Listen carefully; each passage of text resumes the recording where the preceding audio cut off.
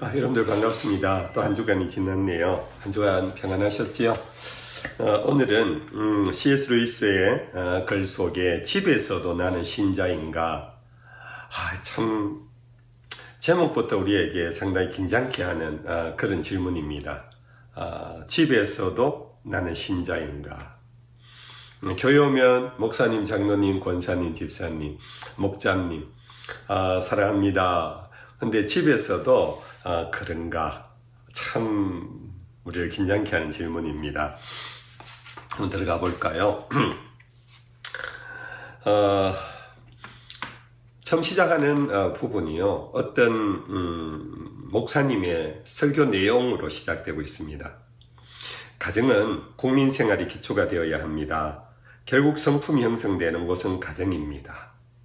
우리의 참모습이 드러나는 곳도 가정입니다.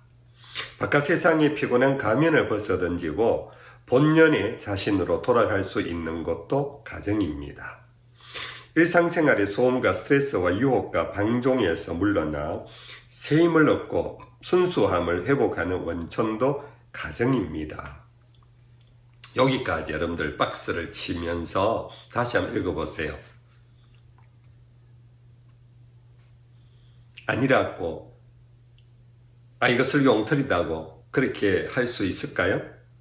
가정은 국민생활의 기초입니다. 성품이 형성되는 곳입니다. 우리의 참모습이 드러나는 곳입니다. 피곤한 가면을 바깥에서 쓰고 있던 가면을 벗어버리고 본연의 자리로 돌아갈 수 있는 참 평안한 곳이 가정입니다. 근데 그 아래에 역전하는 내용입니다. 설교자가 이렇게 말한 동안 회중 가운데 30세 이하의 사람들에게서 그에 대한 신뢰가 깨끗이 거두어지는 것이 보였다. 그전까지 잘 듣고 있던 그들이 이제 발을 질질 끌며 헛기침을 했다. 좌석이 삐걱거리고 근육의 기장이 풀렸다. 긴장이. 설교는 사실상 끝장난 셈이었다. 완전한 시간 낭비였다. 이건 이제 회중의 모습인데, 이 회중의 모습을 본 C.S. 루이스가 내게도 그 설교가 시간 낭비였는지는 당신의 판단에 맡기겠다. 분명한 사실은 나는 설교를 더 듣지 않고 생각에 잠겼다는 것이다. 왜요? 생각의 출발점은 하고 많은 사람 가운데 어떻게 저분이 저럴 수 있을까 하는 의문이 들었기 때문이다. 그 설교자의 가정을 나도 꽤 잘 알았기 때문이다. 실은 바로 그 전날 밤 그 가정에 초대를 받아서 그날 또 그 집에 점심 식사를 같이 했다. 목사님 내 말고 두 아들, 딸과 함께 식사를 했답니다. 사용할 수 없어서 갔답니다. 그때 딸이 다가와서 기속말로 부모님이 점심 식사에 청하거든 꼭 좀 남아주세요. 이유는 손님이 계실 땐 그나마 조금 낫거든요. 벌써 여러분들 저 눈이 감돌지요? 그 목사관에 점심을 먹을 때면 거의 매번 똑같은 틀이 있다. 쭉 내려갑니다. 자녀와 부모의 모습 속에 자녀들은 처음에는 경쾌하고 빠른 말로 막 시시한 대화를 막 시작하면서 분위기를 경쾌하게 만들려고 하는데 그 이유는 순전히 부모의 입을 막기 위해서였다. 하지만 그 뜻대로 잘 안 되었다. 얼마 가지 않아서 다짜고짜로 목사는 아이들의 말을 끊어버리고 다른 화제로 이끌어간다. 독일의 교육법, 독일에 가본 적도 없는 아버지께서 독일 역사와 독일에 대한 막도 강연이 시작된답니다. 아들이 하지만 아버지 라고 아들이 말문을 열지만 대개 아버지의 권위 아래 끊기기 마련이랍니다. 그런 새 사모님 부인께서 이제 비집고 들어옵니다. 이웃이 자신을 함부로 대했다는 복잡한 이야기가 한창 진행 중입니다. 사모가 받는 스트레스, 사모가 받은 상처들을 막 이제 또 장시간 이어집니다. 딸이 어머님 그건 부당한 말씀이에요 라고 꺼내는 순간 다시 아버지 목소리가 쩌렁 울리면서 결국은 아버지와 엄마의 터무니없는 그런 얘기들을 계속 들어야만 하고 아들과 딸이 애써 반박하지만 그것은 쇠기의 경읽기가 되고 만다. 드디어 두 젊은이의 속마음이 소환되어 행동이 나선다. 말이 격해지고 빨라지면서 경멸조로 변한다. 사실과 논리가 그들 편이다. 부모의 경로도 만만치 않다. 아버지는 버럭 호통치고 어머니는 단골수법으로 상처받았어. 한바탕 심파조로 흐른다. 딸은 빈정거리고 아버지와 아들은 일부러 서로를 무시하며 각자 나한테 말을 건넨다. 그날 오차는 이렇게 파국을 맞고 말았다. 내려갑니다. 목사의 행실과 가르침이 모순되어서가 아니다. 물론 그것도 애쓰간 일이지만 지금 말하는 취지는 아니다. 세뮤얼 존슨 박사가 말했듯이 행실이 심이 부족해도 가르침은 마냥 진실할 수 있다. 여러분들 그런가요? 바보가 아닌 다음에야 의사가 과음한다 해서 알코올 의존증 중독자겠지요? 에 대한 경고마저 불신한 사람은 없다. 참 이게 가르치는 교사나 선생이나 우리 목사나 정치인이나 혹은 세대로 보면은 흔히 말하는 어른이나 그들은 마냥 계속 가르칩니다. 그래서 우리는 그 가르침이 진실할 수 있다. 그들의 삶과 괴리가 있다 할지라도 선생님이 집에서 과음하고 오면서 학교에서 청소년들이 술 마시면 안 돼 하는 말 그거 맞잖아요. 청소년 선생님도 어젯밤에 과음하셨잖아요. 말과 행동이 다릅니까? 라고 따질 필요도 없고 따질 수도 없다. 그래서 C.S. 루이스는 지금 이 목사님이 가정에 대한 설교를 하고 그의 가정생활과 비교해 보면은 설교와 그의 가정생활은 완전히 딴판이다. 이것을 지적하려고 한 것이 아니라는 겁니다. 왜냐하면 자기 가정생활은 엉망이라도 가정은 어때해야 한다라는 하나의 좌표 설정을 할 수는 있기 때문에. 그러면 C.S. 루이스가 지금 무슨 얘기를 하려고 하는가? 내가 걱정한 이유는 가정생활이 힘들고 삶의 모든 분야처럼 거기에도 특유의 유혹과 타락이 존재한다라는 사실을 목사가 언급조차 하지 않았기 때문이다. 시종근은 가정 자체가 마치 행복과 덕행을 낳는 마법의 부적이나 만병통치약인 양 말했다.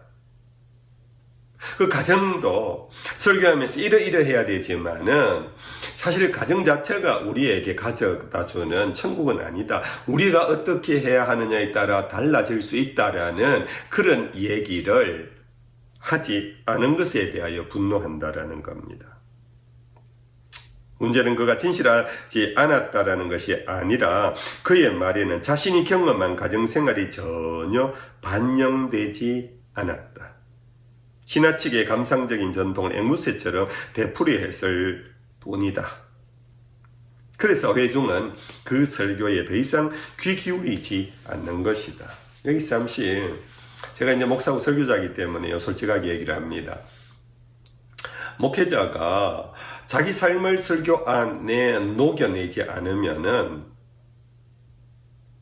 그리고 자기 삶에서 경험한 바가 말씀을 묵상하고 말씀을 전하는 듣는 사람 앞에서 진솔하지 못하고 솔직하지 못하다면은 그의 설교 내용이 천사의 말을 한다 할지라도 듣는 사람에게는 와닿지 않는다.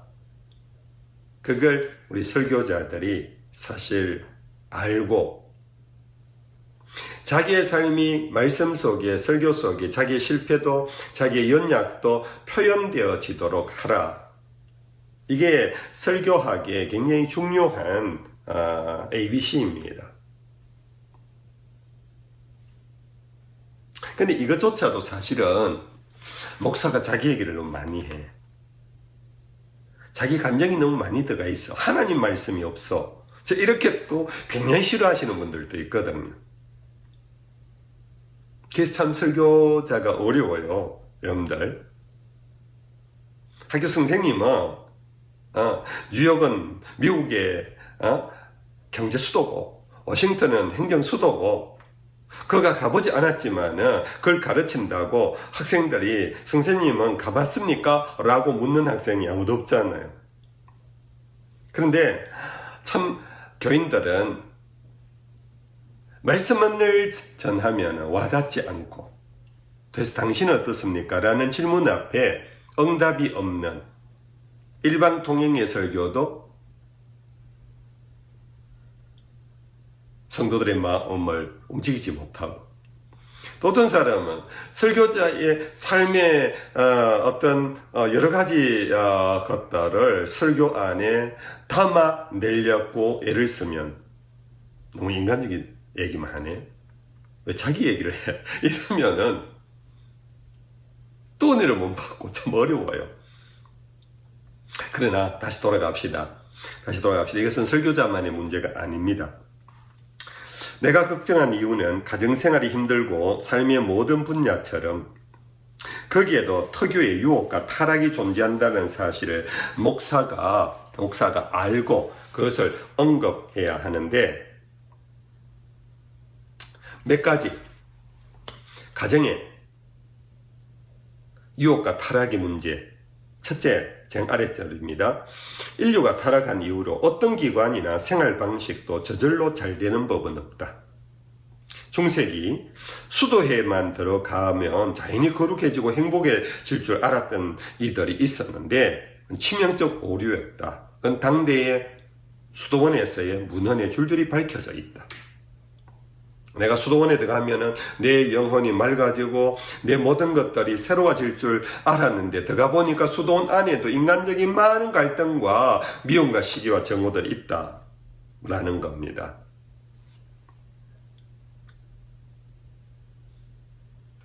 가정생활도 마찬가지. 참 가정은 이 세상 천국이다.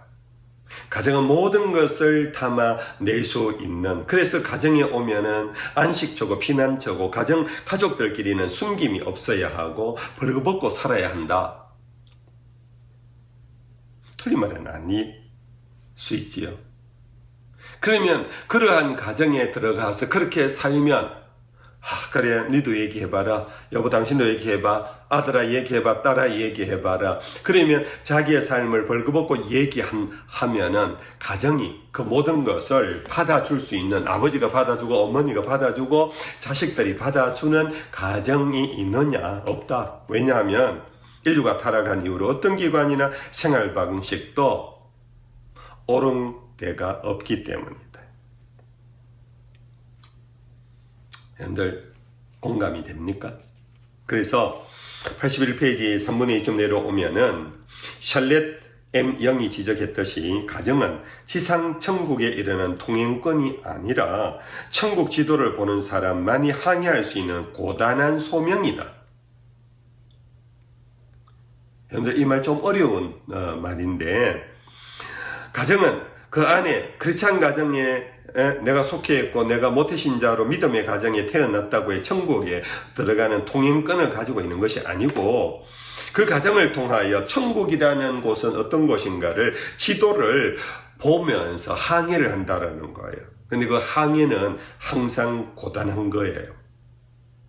그러나 거기를 계속 가야 한다는 부름을 갖고 우리는 가정을 통하여 하나님 나라를 지향해 가는 곳이다. 그런 겁니다. 그래서 국가처럼 가정도 하나님께 바쳐져 회심하고 구속될 수 있다. 가정도 구속되어야 한다. 가정도.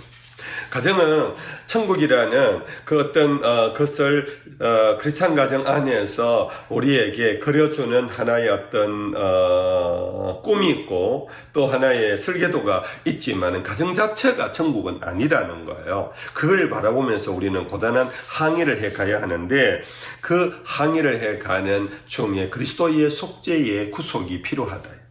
가정조차도. 그렇지 못하면 그 특유의 유혹과 타락과 불행을 낳는다. 사랑이 가정에서 나오듯 사랑의 부재 역시 가정에서 시작된다. 여러분들 이물 밑줄 팍팍 쳐보실래요? 사랑이 가정에서 나옵니다. 물론 부부 안에서 자녀를 낳고 그러나 가정 안에 사랑의 부재가 즉 없음 또 사랑 가정에서 시작된다. 둘째, 가정생활의 구속이나 성화가 결코 본능적 정이라는 affection, 정 아시지요? 우리가 사랑은 끝나도 정으로 산다 그런 얘기 있잖아요. 여러 오래 살다 보면은 애틋한 정 그런 것. 이것이 사랑이라는 말로 우리는 많이 이렇게 오도되어서 살아가고 있는데 그것을 우리는 주의해야 된다. 단지 사랑을 보존하는 것이 아니라 정이라는 의미의 그것을 보존하는데 그치는 그런 모습이 많다는 것입니다. 참사랑과 구별되는 정은 오랫도록 지속되는 행복의 원인이 못 됩니다. 정은 이따가도 없어지고 정말로 뜨거워졌다가도 아주 냉랭하게 식어지는 그것이 정의 본성 아닙니까? 그래서 그것은 행복의 원인이 못 됩니다. 정을 본능적 성향대로 두면 결국 욕심과 집착과 질투와 강요와 위축으로 변합니다. 남녀가 사랑으로 만났습니다. 우리 같이 살자고 가정을 이루자고 내 아이 낳아달라고 그렇게 해서 시작했습니다. 그런데 갈수록 사랑은 본래의 사랑은 식어지고 헤어질 수 없는 정으로 같이 부부 생활을 합니다. 자식을 놓고 그런 중에 그것이 어떻게 바뀌느냐 하면은 욕심과 집착, 질투와 강요 그로 인한 위축으로 변하면서 이제는 남편 눈치 보고 아내 눈치 보고 부모 눈치 보고 자식 눈치 보면서 왜? 질투와 강요가 있기 때문에 집착과 욕심이 있기 때문에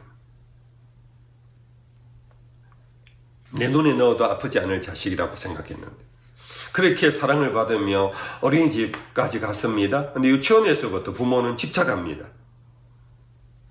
아이 벌써 다른 아이와 경쟁을 시킵니다. 아이들은 부모의 눈치를 봅니다. 정이란 그 대상이 부재할 때는 괴롭지만 대상이 곁에 있어도 즐거운 보상이 오래가지 않는다. 무슨 말인지 이해가 되시지요? 정이란 내가 정을 나눌 그 대상이 없어도 괴롭습니다. 멀리 아들이 군에 갑니다. 유학을 갑니다. 심지어 사별을 합니다. 근데 대상이 곁에 있어도 그 대상으로 인한 즐거운 보상이 오래가지 못합니다. 군에 있을 때 그렇게 열심히 기도했던 아들 제대하고 돌아와서 한 달이 못 가서 취업이 잘 안 됩니다. 뭔가 모르게 부모와 갈등을 합니다. 그때부터 제대하고 돌아온 아들 그렇게 고맙고 감사했던 자식에 대한 것이 여러분들 미움 바뀌는 것.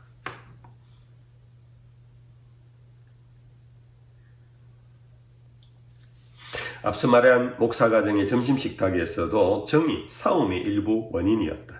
아들은 다른 노인의 어리석은 행동이라면 진덕이 익살맞게 받아 넘겼겠지만 그렇지 여러분들 다른 동네 어른이라면 자기 아버지의 그런 모습에는 화를 내요. 여러분들 그렇지 않은 경험 있지요. 아버지의 급한 성미가 어쨌든 걱정스러워. 아버지가 목사님 왜 저래? 걱정스러움 속에 화가 나요. 어머니가 왜 저래? 사모가 화가 나요. 거꾸로도 마찬가지고요. 사모도 가족을 사랑하지 않았다면 그렇게 자기 연민에 빠져 끝없이 징징거리지 않았을 것이다. 공감과 정과 이해를 계속 악착같이 요구하다가 번번이 실망하면서 지금의 그녀가 되었다. 공감, 정, 이해를 악착같이 요구한다. 내 마음 당신이 못 알아주면 누가 알아줘? 근데 이거는 여기에 글에 나오는 목사 부부 간의 얘기만이 아니지요. 여러분들 모든 부부는 남편이 나에게 공감이 되지 않는 어느 순간부터 그걸 계속해서 요구합니다.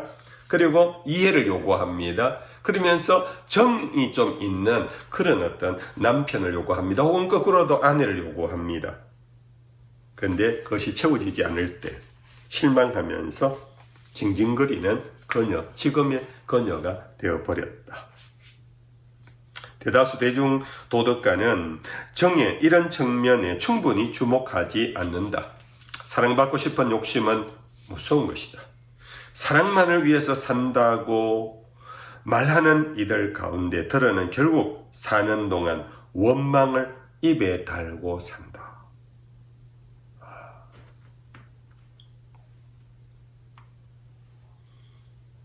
난 당신을 사랑합니다. 나는 당신 사랑이 끝나면 나는 죽어요. 그러나 그렇게 말한 사람 결국 사는 동안에 상대에 대한 원망을 입에 달고서 내가 당신을 어떻게 사랑했는데, 내가 얼마나 당신에게 잘했는데 당신은 왜 이래? 이 손익계산이 벌써 이루어지고 있는 거예요. 부모와 자식지간에 남편은 그럽니다. 내가 뼈가 빠지도록 내가 나가서 밤에 잠도 못 잘 새벽같이 나가서 일을 하는데 이 자식들이 왜 이래? 그리고 당신은 뭐 해서 집에서? 자식 왜 저렇게 망쳐놨어? 자기가 가족을 위하여 헌신하면 헌신한 사람일수록 보상심리가 있습니다. 돌아오는 뭐가 있어야 한다고 생각하는 것이 우리의 현실 아닙니까? 그런데 그것이 어느 가정이든지 채워지는 데가 있습니까? 그럼 어떻게 됩니까? 원망과 불평으로 가득 차며 입에 달고 산다고. 참 C.S. 루이스의 이 글은요, 마치 우리 한국 사람들의 모습과 똑같지 않나요? 여러분들, 이게 어때? 우리와 다른 서양 사람들도 이런가? 똑같아요. 셋째, 가정생활의 특성 가운데 가정의 주된 매력으로 과시되는 부분이 도리어 커다란 함정임을 깨달아야 합니다. 우리의 참모습이 드러나는 것도 가정이다. 가면을 벗어던지고 본연의 자신으로 돌아갈 수 있는 것도 가정입니다. 이게 뭐냐? 도리어 커다란 함정이 된다. 우리 바깥에 나가면 가면 쓰고 목사인 체하고 장로인 체하고 대학 교수인 체하고 의사 선생님인 체하고 막 자비롭고 막 이렇게 보이잖아요. 근데 집에 돌아오면 나 있는 모습대로 좀 봐줬으면 좋겠어. 그것이 가정 아니야. 근데 이것이 뭡니까? 도리어 커다란 함정이 된답니다. 왜 그런지 여러분들 아시지요? 목사 입에서 나온 이 말은 너무 사실적이어서 문제였다. 그 말이 무슨 뜻인지를 본인이 점심 식탁에서 보여주었다. 그는 집 밖에서는 상식적으로 예의 바르게 처신했다. 다른 젊은이의 말이라면 아들에게 하듯 중간에 자르지 않았을 것이다. 다른 사교 모임에서는 자신이 생판 모르는 주제에 관해 당당히 헛된 소리를 하지도 않았을 터이고, 설령 그랬다 해도 남이 바로 잡아주면 순순히 받아들였을 것이다. 야, 정확하게 집어내지요. 집 바깥에서는 우리는 상식 있고 예의를 갖춥니다. 그리고 자기 얘기만 줄줄줄 고집스럽게 하지 않습니다. 한다 할지라도 누가 그건 아닌데요, 혹은 그건 아닐걸요 그러면 그렇습니까? 하고 교양 있게 예의 있게 다른 사람의 말을 받아주고 청취하는데, 실상 그가 가정을 본연의 자신으로 돌아갈 수 있는 곳이라고 생각하며 그는 자식에게는 함부로 합니다. 아내에게도 함부로 합니다. 그것은 건강한 사회생활에 꼭 필요한 인류 문명의 모든 규제를 짓밟는다는 의미이다. 바깥에서 다른 사람과의 관계에서 여러분들 하나의 것도 문명입니다. 문화입니다. 예의를 지키고 절제한다라는 것, 자기의 고집을 부리지 않는다라는 것, 남의 얘기를 청취한다라는 것, 이것이 인류 문명입니다. 그런데 집에 들어오면은 모든 규제를 밟아버린다. 왜?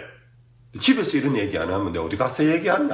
그러지 않아요. 근데 그것이 결국은 집에 가족 안에서 이게 바로 문명 파괴가 이루어진다. 정말 칸지음치적이. 이런 일들이 너무 많이 벌어지고 있다. 가정에서 나누는 대화가 사회에서 나누는 대화와 다른 점은 대부분 그래서 노골적 무례함일 때가 아주 많다. 여러분들, 우리 이 부분만 정말 인정하고 깨닫고요. 우리가 조심하며 고쳐나간다면 가정은 정말 구속받은 가정, 하나님이 함께 하시는 가정의 모습으로 가까이 갈 수가 있어요. 우리가 성경에도 내 자녀를 노엽게 하지 말라 그랬잖아요.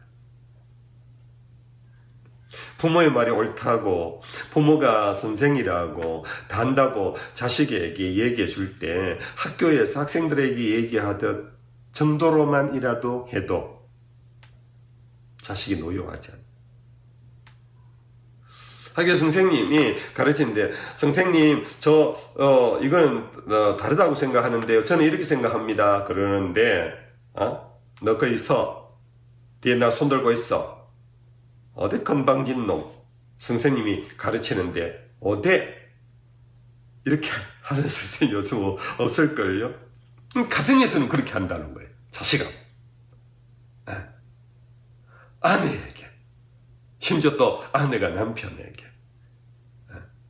죄송합니다, 여러분들. 옆집 아저씨에게 그렇게 할 수 있나요?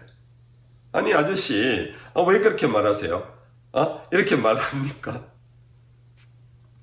때때로는 참기도 하고, 때때로는 절제하기도 하고, 때때로는 여러분들 수용하기도 하는, 이것이 우리가 바로 이웃과의 관계인데, 이 가정 안에서는 이 모든 것이 없어지는 무례함이 가득한 곳이 가정이라면 이게 어떻게 천국입니까? 내가 집에서라도 옷 좀 벗고 살자. 옷 벗는 것만 문제가 아니잖아요. 옷 벗어도 돼요. 그런데 마음에 옷 벗고 살자는 것이 가족에게 무례하고, 가족에게 교양 없고, 그리고 자기중심적이고, 고집적이고, 함부로만 하고, 언어 폭력이 나오고, 대개 집에서 하는 행동은 유독 이기적이고, 단정치 못하고, 무례하고, 심지어 잔인하기까지 하다. 우리는 가족에게 말 함부로 하자.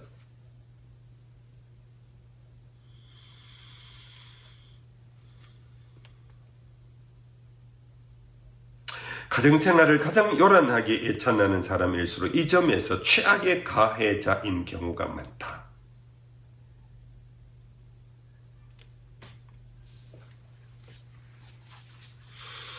그들이 가정을 칭송하는, 늘 기가가 즐겼고 바깥 세상이 싫고 손님을 견딜 수 없고 사람을 만나기가 귀찮다 하는 이유는 집에서 자유에 취해 사느라 결국 문명사회의 부적응자가 되었기 때문이다. 왜 집이 좋으냐 하면 바깥에서는 남들에게 예의를 갖춰야 하고 자기 하는 말도 못하고, 그래서 나는 바깥 사람이 싫어. 나는 사람 만나기가 싫어. 나는 역시 집이 좋아. 근데 이게 스위트홈이 아니라 자기 맘대로 하고 싶었어.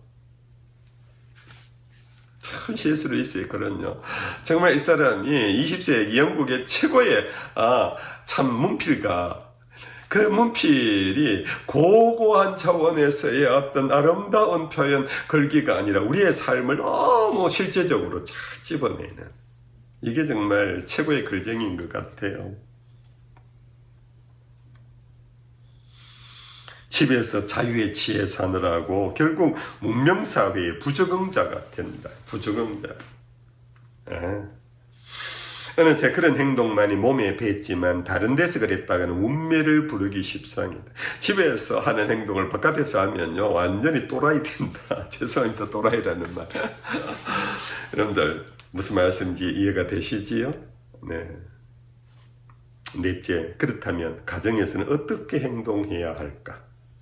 자기 집에서 무방비로 편하게 쉬며 본연의 자신으로 돌아갈 수 없다면 과연 어디에서 그게 가능하단 말인가? 솔직히 이것은 문제다. 답은 심상치 않다. 쉽지 않다.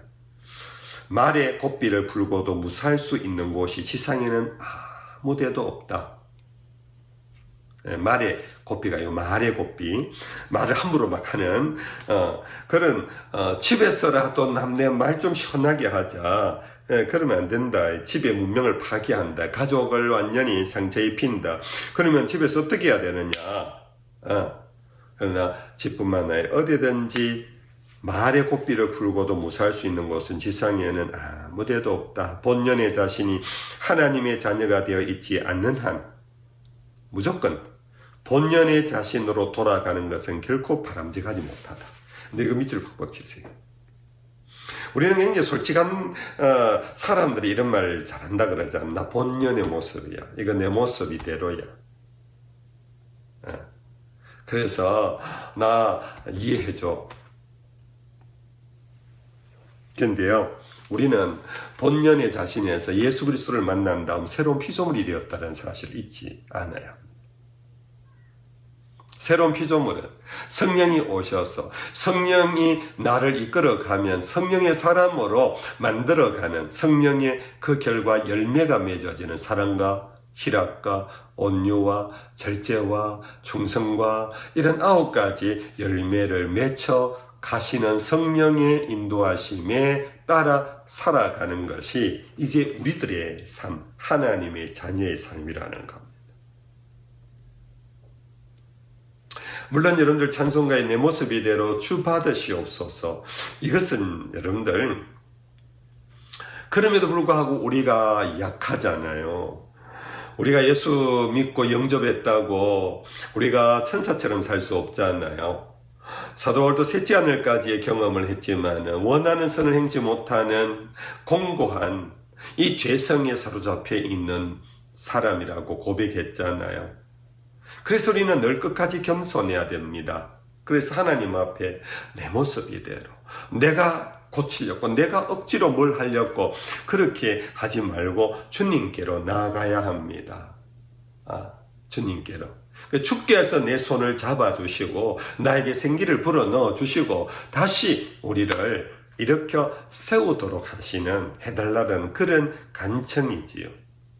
근데 그게 우리 일상에서 특히 가정에서 내 본연의 모습이야. 나 가정에서라도 내 본연 있는 모습대로 살고 싶어. 그러면서 비문명적인 삶을 가정에 살면 안 된다라는 거. 물론 그렇다고 가정생활과 일반 사회가 똑같다는 말은 아니다. 다만 가정에도 그 나름의 예의 범절이 있다는 뜻이다. 가정의 예절은 바깥 세상보다 더 세밀하고 미묘하고 민감하며 그래서 어떤 면에서 더 어렵다. 가정이 세상보다 더 어려운 거예요. 왜냐하면 벌거벗고 살기 때문에 더 어려운 거예요. 이제 끝으로 가정이 은혜의 통로가 되려면 마지막 결론입니다. 결론과 같은 부분입니다. 규율의 필요성을 가르쳐야 하지 않겠는가. 규칙이 없이는 공동생활이 불가능하다. 규율의 반대는 자유가 아니라 가장 이기적인 구성원이 저지르는 무법의 행포다. 이것도 미쳐. 규율을 좀 없애자. 이 말은 자유를 달라라는 것보다는 무법적인 내 마음대로 하고 싶다라는. 여러분들 오히려 세상 나가서는 마음대로 살아도 내가 사랑하는 가족 안에 들어와서는 무법적으로 하면 안 되잖아요. 그래서 가정 안에서 가장 상처를 많이 받잖아요. 거리에 나가서 벌거벗고 나가면 저 미친놈 가고 여러분들 그냥 그 사람들은 안 보고 지나가면 그 사람들은 끝이에요. 그 사람 상처 안 받아요. 그냥 한순간 놀랄 뿐이지요. 근데 집에 왔어요. 내 본연의 모습이다. 이러면서 자기 감정 다 까발시면 이게 무법의 행포라는 거예요. 요약하자면 가정생활에 대한 설교를 그만두든지, 제가 이걸 읽으면서 5월에 가정생활 설교를 해야 될까 말아야 될까 한참 지금 고민하고 있습니다. 아니면 제대로 해야 한다. 감상적 친송 일랑 버리고 이제부터 참으로 기독교 가정을 창출하는 고결하고 힘들고 아름답고 과감한 방법을 실제적으로 조언해야 하지 않겠는가. 기독교 가정을 창출하는 고결하고, 그러면서 그걸 이루려면 힘들고 아름다우면서도 그것을 이루려면 과감한 방법을 실제적으로 조언하려고 목사들은 고민하고 준비해야 된다. 이 말은 결국 우리 모두에게, 여러분들 우리의 가정 거기에서 신자로 살아요. 신자의 자리는 교회에서가 아니라 가정에서, 강단에서가 아니라 밥상머리에서. 여러분들 정말 여러분들 밥상에서 조심하셔야 합니다. 밥상에서 정말 조심하셔야 합니다. 우리 특히 여러분들 중직자들이요, 밥상에서 교회 얘기하지 마십시오.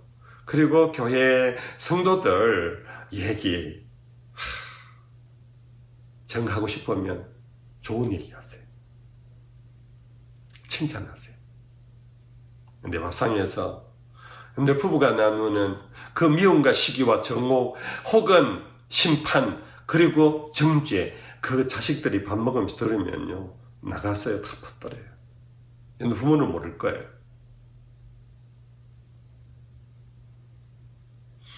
여러분들 정말로 우리의 가정이 신자의 자리가 되어야 합니다. 가정에서 정말로 구속받아야 할, 우리 정리해볼까요? 가정이 구속받아야 할, 가정은 무조건, 가정에 들어가면은 피난처도 아니에요. 가정은 오히려 구속받아야 할 죄의 구덩이입니다. 그리고 둘째는 뭡니까? 정에 빠져서 여러분들 사랑을 버리고 정에 빠져서 그렇게 살면은 그것은 욕심 그리고 원망으로 여러분들 전락합니다. 셋째는 가정에서 여러분들 참모습으로 내 있는 모습으로 벌거벗고 산다라는 말 하지 말고, 가정이야말로 여러분들 정말로 우리는 서로를 바라보며 예의 있는 그런 관계로 살아야 한다. 노골적인 무리함이 이루어지지 않아야 한다. 그럼 넷째는 그럼 어떻게 행동해야 하는가? 어떻게 행동해야 되는가? 그것은 본연의 자신의 모습으로 돌아가려고 하지 말고 하나님의 자녀라는 마음으로 가정생활을 해야 한다. 그리고 마지막 끝이 규율, 그것을 위해서 룰을 세우자. 내가 아내에 대해서 말을 어떻게 표현하며 내 남편에게, 내 자식에게 어떻게 표현할 것인가. 그 규율이 없으면 그 자체가 뭡니까? 무천지인 거예요. 그래서 여러분들의 가정이 이제 5월이 곧 다가옵니다. 정말 행복한, 말 그대로 행복한 사랑이 넘치는 가정이 될 수 있기를 바라는데, 그것을 위해서 여러분들 오늘 C.S. 루이스가 지적한 4가지, 그리고 마지막 정리하는 것, 여러분들 마음에 잘 한번 깊이 다시 되새김질 해보십시오. 여러분들 가정 참 건강하고 좋은 가정 되기를 바랍니다. 또 다음 주에 뵙겠습니다. 샬롬.